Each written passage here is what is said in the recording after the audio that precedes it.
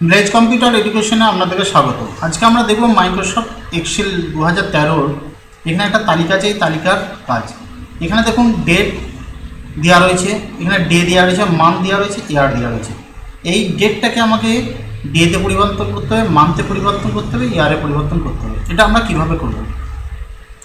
যারা এই ভিডিওতে নতুন এসেছেন তাদেরকে বলবো চ্যানেলটিকে সাবস্ক্রাইব করতে। যদি ভিডিওটা ভালো লাগে লাইক, কমেন্ট এবং শেয়ার করবেন। চলুন দেখা যাক আজকের এই কাজটা। প্রথমে দেখুন ডেট দেওয়া রয়েছে, এখানে অনেকগুলো ডেট দেওয়া আছে, তারপর ডে ফাঁকা আছে, মান্থ ফাঁকা আছে, ইয়ার ফাঁকা আছে। প্রথমেই আমরা ডেটগুলোকে সিলেক্ট করে নেবো মাউসের দ্বারা। এরপর দেখুন এই যে এখানে ফিল হ্যান্ডেলটা আছে, এই কোণে ফিল হ্যান্ডেলটা ধরে আমরা প্রথমে ডে, মান্থ, ইয়ার পর্যন্ত টেনে নেবো। তাহলে কি হলো, আমার যে এই ডেটগুলো সব ঘরেই চলে এলো, ডে চলে এলো, মান্থে চলে এলো, ইয়ার চলে এলো। এরপরে আমরা এখানে সিলেক্ট করে নিলাম ডেটাকে। সিলেক্ট করার পর আমরা এইখানে চলে আসবো ডেটের এই যে নাম্বার আছে, নাম্বারে ক্লিক করব। নাম্বারে ক্লিক করে আমরা দেখুন এখানে একটা ছক পেয়ে গেলাম। ছক পাওয়ার পর আমরা এই যে কাস্টমে ক্লিক করব।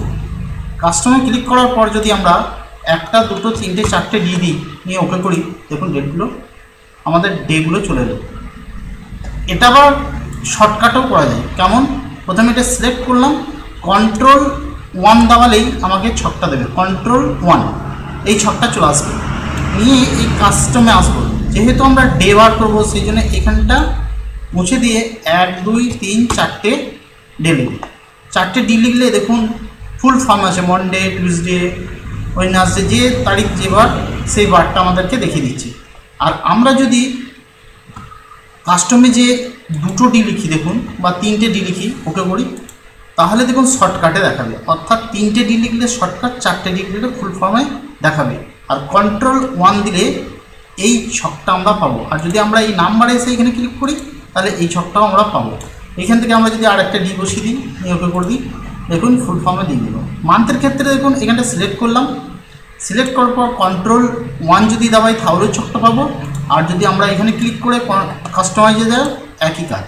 এরপর এখানে একটা, দুটো, তিনটে, চারটে এম লিখে দিলাম, নিয়ে ওকে করে দিলাম। তাহলে মান্থটা আমার বেরিয়ে গেল, মান্থটা বেরিয়ে গেল। এরপর আমরা ইয়ারটা বার করবো। এটা প্রথমে সিলেক্ট করে নেবো, Ctrl+1 দাবাই, অথবা নাম্বারে যেখানে এখানে এসে ক্লিক করলেও হবে। এবার কাস্টমে এলাম, ইয়ার, ওয়াই একটা লিখলাম, দুটো লিখলাম, তিনটে লিখলাম, চারটে লিখলাম, 4টে ওয়াই লিখে দিলাম, ইয়ারটা চলে এলো, ওকে করলাম, দেখুন ইয়ারটা চলে এলো। তাহলে কি হলো, ডেটটা আমার টুকরো টুকরো হয়ে গেলো, ডেতে পরিণত হয়ে গেল, মান্থে পরিণত হলো, ইয়ারে পরিণত হয়ে গেল। শুধু ডেটটা ছিল, আমরা 3 ভাগে ভাগ করে দিতে পারলাম। যদি ভিডিওটা ভালো লাগে অবশ্যই লাইক করবেন, কমেন্ট করবেন, শেয়ার করবেন। ভিডিওটা দেখার জন্য আপনাকে অনেক অনেক ধন্যবাদ।